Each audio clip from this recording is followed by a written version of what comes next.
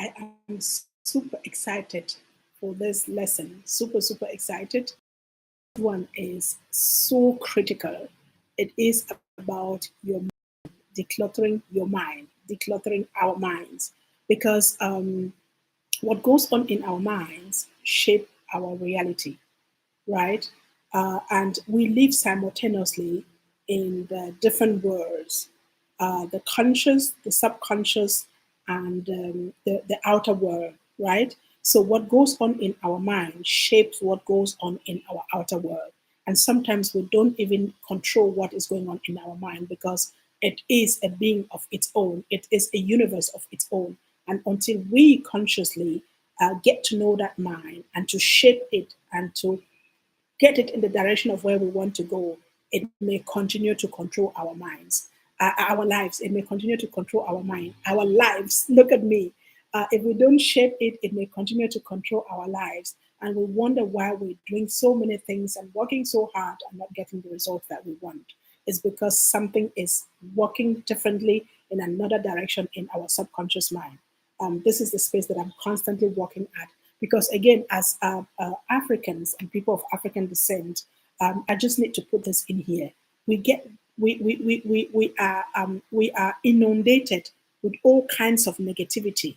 Just whether it's your skin color, where you were born in, the perception of the world on Africa, and what the thing that we can or we cannot, and the experience of enslavement, that legacy and colonization, all of those, they are in our subconscious mind, and they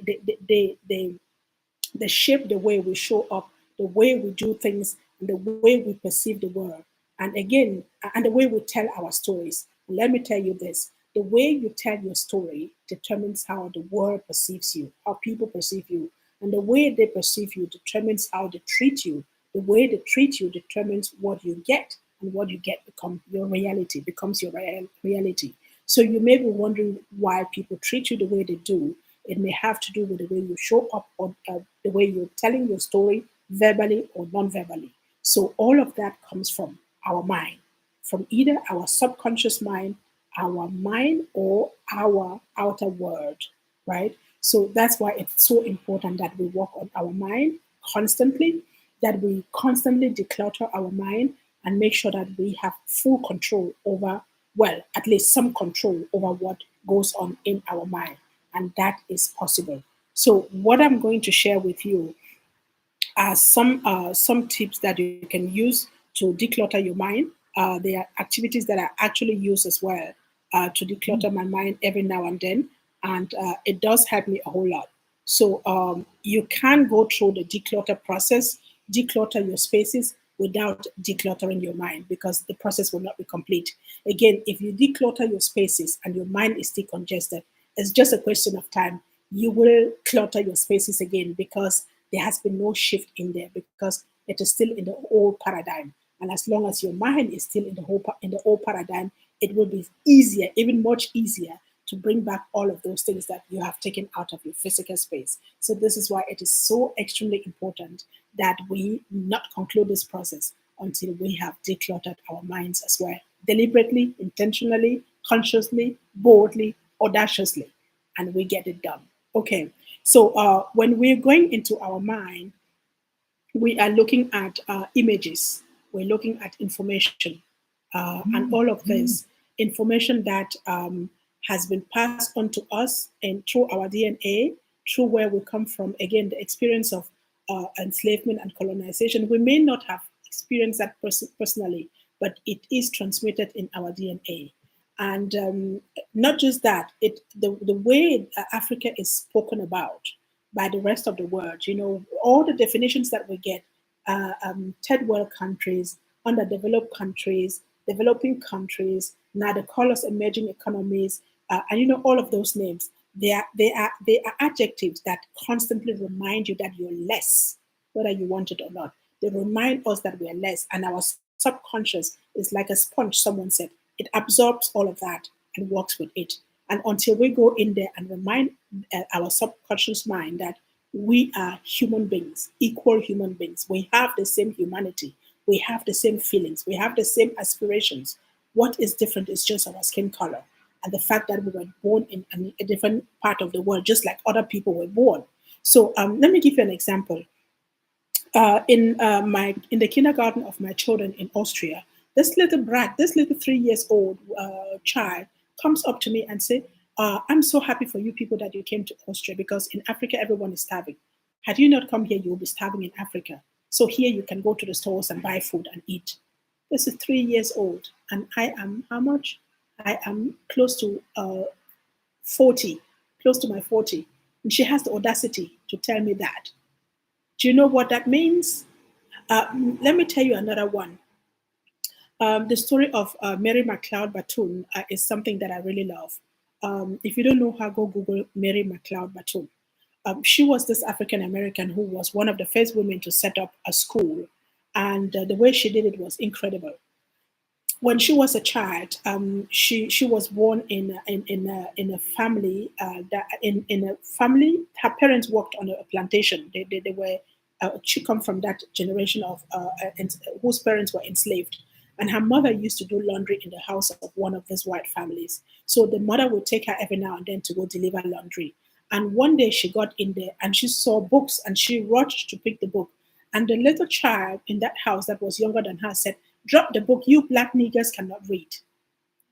And this talk with Mary McLeod Bethune. She had to get herself into school. She was the last of 17 children in her family. And from there, she not only studied, she had to walk kilometers to attend school, but she wanted to let this provocation not sit on her, but rather be a reason for her to transform her life. She went to school, she excelled. She came out of there, became one of the advisors of some great leaders in America, including, I think, Lincoln, Abraham Lincoln. I may be wrong here, but it's something that I need to check. But she advised some of the American presidents. She was in Congress. She was, Roosevelt, President Roosevelt. That's the president that she advised because she was a very good friend with Eleanor Roosevelt. And she did a whole lot of great things because she was provoked by this little boy telling her that black people don't read. So again, the things that are thrown at us, we gather them in our subconscious mind. Some of them we soak them up and we become angry, we become bitter, we become cynical, and we become kind of sad, and sometimes we resign. We become passive. No, let this information that you have in there when you go in, let it spawn you, let it provoke you, let it challenge you, let it be a call to action for you to change your reality. And how do you do that? By working on your mind, filtering that information and seeing how you can transform the ones that are not positive into positive actions that will help you to become someone like Mary McLeod Bethune. And I think there are many of such examples. For my case, I'm back in Africa. One of the things that I took from what that little girl said to me was, "You don't know your history. If you knew, you will show up in a way that this child will not speak to you that way." So I came back to the continent that I called home. And had I not come back, I wouldn't have written 25 books. 15 will not be in schools. I wouldn't have coached kids to write. I will not know my history the way I am. I will not be having this class with you. I would still be sitting somewhere in Austria being bittered and doing all kinds of anti-racism work and collecting more negative energy and all that comes with that. So what I'm trying to say is just to remind us how important it is that we work on our mind, that we work on our cellular memory, that we take full control of our minds and make sure that at any one moment we own it, that no one else owns our mind but us. No one else owns our mind but us. And when we own it, we can determine what kind of information we keep in there and how what we do with that information. Mind. When we work on our mind, we consciously get rid of feelings like people that are not deserving in our lives. We get rid of them. We don't keep them there. We let them go. Experiences, circumstances, situations, feelings that are negative, that have been negative or that impacted us negatively. We go in there and we detox and let them go. We let them go so that we can be liberated from them, so that we can have the clarity and the serenity to do something new, to drive our lives in the direction that we want.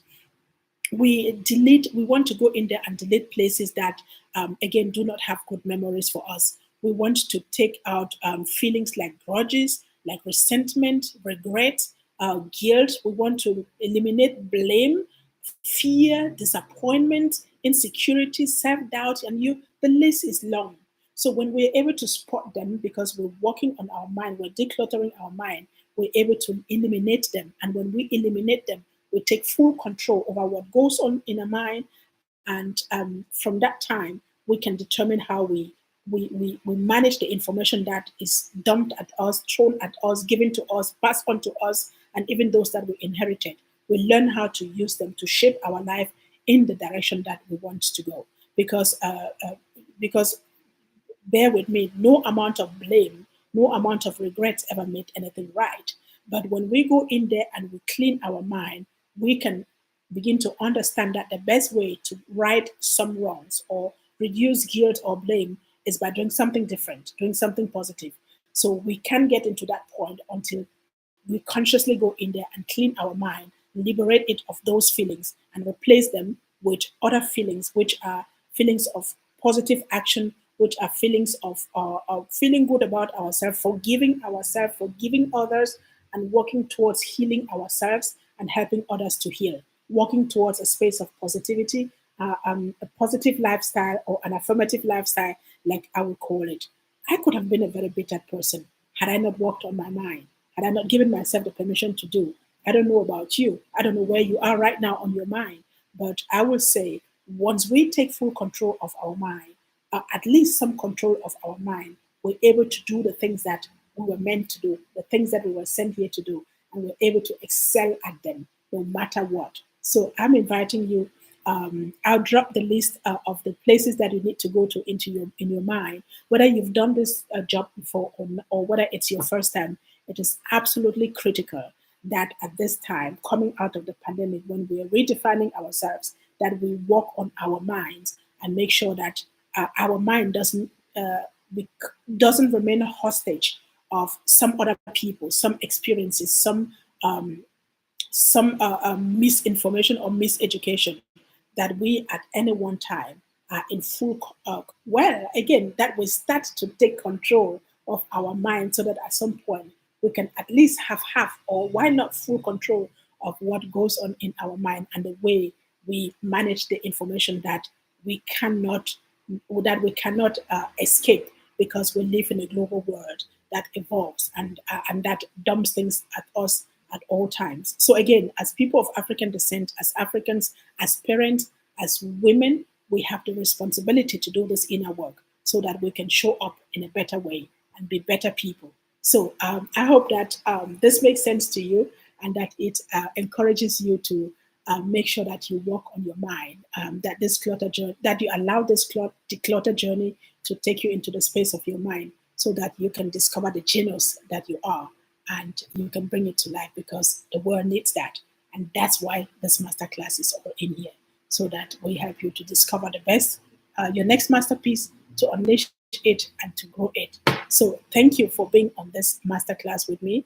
I hope that you have had an insightful journey, an exciting one, and that you have more serenity, you have an overview, you have more clarity about who you are, and above all about your spaces, and that you own and drive them in the direction that you want. My name is Ankwetta B.Achaleke. I have been your masterclass facilitator, and it has been a true delight to facilitate this masterclass for you. And I look forward to seeing you in my other masterclasses. And if you like, drop me a comment, tell me how you feel about this masterclass, what it has done to you. Your testimonial is very important to me.